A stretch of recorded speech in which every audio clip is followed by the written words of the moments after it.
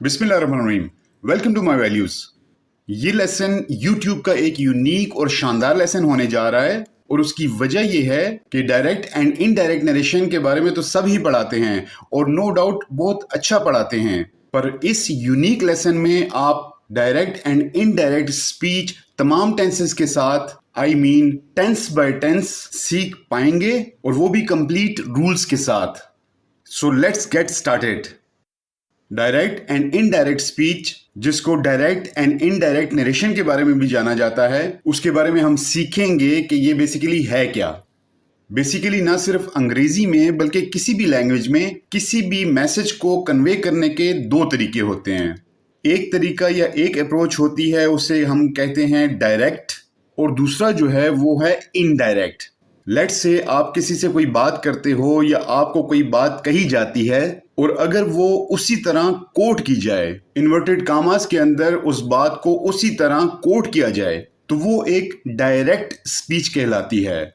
लेकिन अगर उसी बात को अपने वर्जन से पेश किया जाए तो उसको इनडायरेक्ट स्पीच कहा जाता है। For example, Afan said, comma, inverted comma start, I bought a cap for you, full stop, और फिर इन्वर्टेड कामास क्लोज्ड। अब ये सेंटेंस एक डायरेक्ट स्पीच कहलाता है, जिसे हम डायरेक्ट नरेशन भी कह सकते हैं। अब आपने हमेशा याद रखना है कि डायरेक्ट स्पीच में हमेशा हमारे पास दो चीजें होती हैं। ये पोर्शन जो आपको नजर आ रहा है, इसे हम कहेंगे रिपोर्टिंग वर्ब, और इसके अलावा इन्वर्टेड कामास के अंदर ये जितना भी सेक्शन है ये कहलाता है रिपोर्टेड स्पीच। और ये जो दूसरा सेंटेंस आप देख रहे हैं, Afon said that he had bought a cap for you, full stop, ये है एक इनडायरेक्ट स्पीच। अब इन दोनों में डिफरेंस क्या है कि ये ऊपर वाली स्टेटमेंट को अगर देखा जाए तो जो सेक्शन इन्वर्टेड कामास के दरमियान में है वो एज इट इज मैसेज जो है उसमें कन्वे हुआ जा रहा है, जबकि दूसरे सेंटेंस में मैसेज तो वही रहा पर उसने उसी मैसेज को बयान कर दिया अपने अल्फाज में। तो लिहाजा याद रखिएगा कि जब भी आप इनडायरेक्ट स्पीच की बात करेंगे तो उसमें मेरी ये बात हमेशा याद रखिएगा कि words are not important, the message is important.